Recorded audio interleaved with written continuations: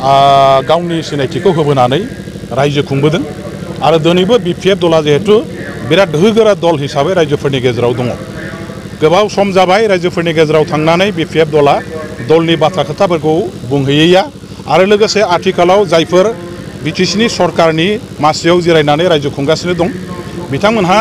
बिसायख'थिनि सिगां बिसायख'थिनि उन आरो रायजो खुंनाय समाव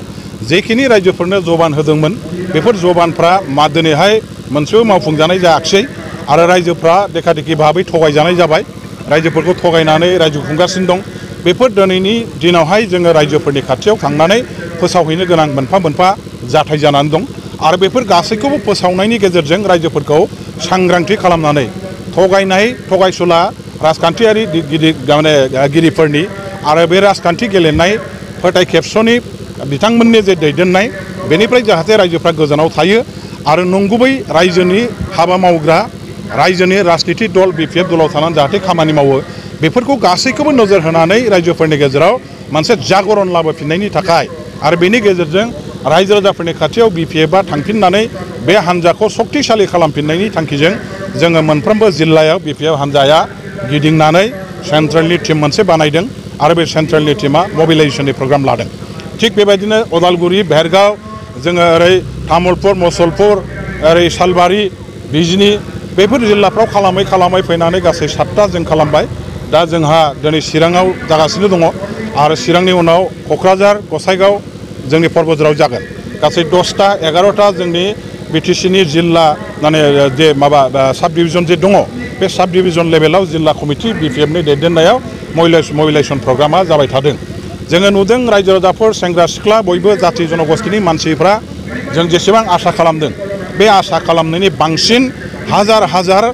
ओंखारबोनानै बेवहाय बाहागो लादों खोनासंदों आरो रायजोफ्रा बुंनाय बाथ्राफोरखौ गासैखौबो सैथो होननानै गनायनानै लादों खारन जिखिनि बाथ्राफ्रा दिनै जागासिनो दं बेफोर बाथ्राखौनो जाथायफोरखौनो रायजोफोरनि सिगाङाव बुंदों आरो रायजोफ्रा दिनैहाय स्पष्ट भाबै बुजिनो हादों जे गमामायैनो बे ओनसोलाव बिपिएफनि बादै खुनु राजनीतिक दलहा रायजोफोरनि जानानै जे खामानि मावमाराखै आरो खुनु दस्रा माने गुबुन राजनीतिक दलफोरनि दारै जे बिटिसि ओनसोलनि आइफोर आफा रायजो राजाफ्रा जेबो लाब जानाय नङा बे ओनसोला उन्नति जानाय नङा बे ओनसोला गोग्लैसोगोन बे ओनसोलनि रायजो राजाफ्रा खस्थ' मोननांगोन आरो जुगे जुगे थगायजानानै बे माखासे थगायसुलाफोरनि फाव फान्दायनाय राजनिथियाव जोङो रायजोफ्रा जुरुला जानांनो हागौ आरो बेनिफ्राय बारग'नांगौबा मोनसेल' राहाया बिपिएफ हान्जाजों थानानै खामानि मावनांगौ नैबे बाथ्रा खोथाखौ रायजो राजाफ्रा दिनै गोरबो गोसोजों गनायनानै लानानै दा जोंनि मेल मिटिङाव जोबथानाय गैयै हाजार हाजार आसा खालामनायनि बांसिन बाहागो लाफैनायखौ जों नुनो मोन्दों आं बेनि थाखाय रायजो राजाफोरखौ धन्यबाद होयो सार नोंथांमोननि दोलोनिफ्राय माखासे सुबुंफ्रा बिजेपि दोलोआव थांनानैहाय दा बिपिएफनि मानसिखौनो आरो इउपिपिएल बा जोंनि माखासे मानसिफोरखौनो बिजेपिआव लांनायनि सायावहाय गोबां रायजो राजाफोरखौहाय बुथुमबायगासिनो दं दा बेवहाय नोंथांमोननि दोलो बा इउपिपिएलआव माबा गोहोम खोख्लैगोन नामा आरो रायजोफोरनि सायावहाय माबा मोनसे सांग्रांथि होनो सानदों जेबो गोहोम गोग्लैया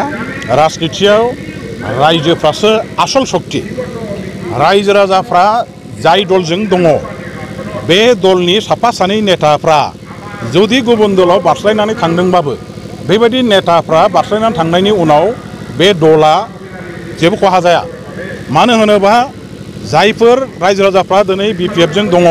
बे रायजोफ्रा थिगैनो दं माखासे सुजुग सुबिदा नागिरनानै स्किम नागिरनानै थाखा फैसा नागिरनानै समाजाव ओरै बारलाय मोख्रा बालन्दाफोरनि बारस्लायनाय राजनिथि आखुथाय थानाय मानसिफ्राबो राजनिथियाव थायो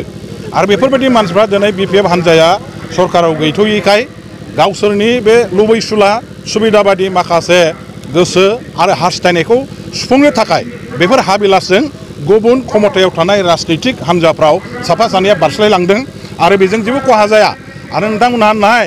बे बिथांमोनहा नैबे सरकारा जोबनाय लोगो लोगो बा सरकारा खाथि खाथि जोबहैनाय समा जेब्ला फैगोन बे गासैबो बिपिएफनिफ्राय जायफोर हजों थांदों गुबुन हान्जाफ्राव बेफोर हान्जाफोरनिफ्राय बिथांमोनहा नागारनानै बिपिएफआव गिदिंबोफिनगोन मानो होनोबा बेबायदि दैदेनगिरिफ्राबो दिनै बिपिएफ हान्जाजोंनो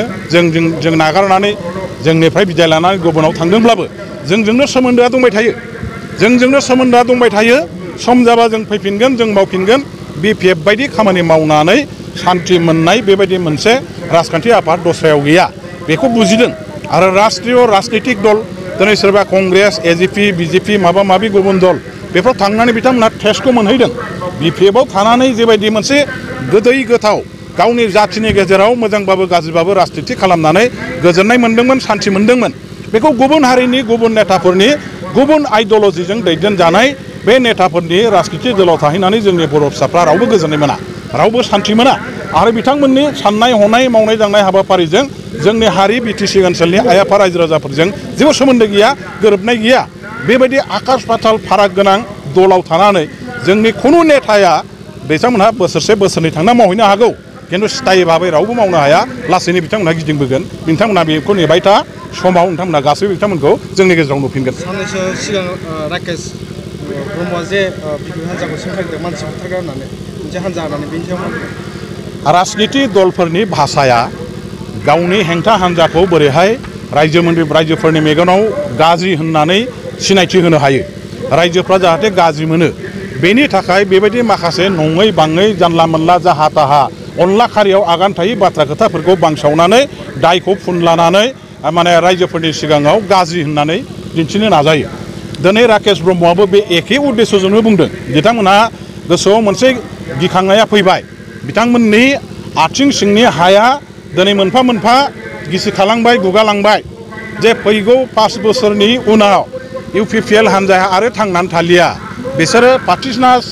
पार्टी सेरनानि बनजारनि अरखिया हायाव गोग्लैनाय लोगो लोगो जेरै स्रोब गोमोरो 5 बोसोर जोबनाय लोगो लोगो इउपिपिएलआबो स्रोब गोमोरगोन बेवहाय थांनानै थागोन जोंनानै थागोना बिपिएफ हान्जायासो दा नैबे गावसोरनि हान्जानि बेबायदि थैहां बरबहां हां थिफुं जानानै थानांनाय अबस्थाखौ बुजिनानै बिसोरो बोरै माने हां मोनफिननो हायो नैबेनि थाखाय खाथियाव थानाय गोहोगोरा हान्जाफोरखौ बोरैहाय लोरबां थारबां खालामनो हायो नैबे थांखिजों बेबायदि गाज्रि बदनाम होनानै बांसावनानै रायजोफ्रा जाहाथे गाज्रि मोनो बिनि खायदा बुद्धि खालामबाय थादों खिन्थु रायजोफ्रा बयबो मिथिगौ जे बिपिएफ दला मानसि बुथारदोंब्ला मानसि बुथारनायनि दायावलाय माथो सासेबो पुलिसफ्रा रावखौबो हमनो हायाखै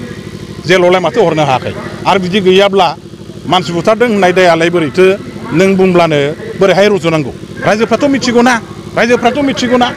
बेफोर गासैबो खोथाफ्रा नंखाय बे गासैबो फोलानाय राव दाय फुनलानाय हाब्रु सारनायनि बांसावनाय आरो लागाम गैयै बाथ्रा आरो बेबायदि लागाम गैयै बाथ्राखौ दिनै राकेशआ बुंबाय थादों राकेशनि बाथ्राखौ बिटिसि ओनसोलनि रायजो राजाफ्रा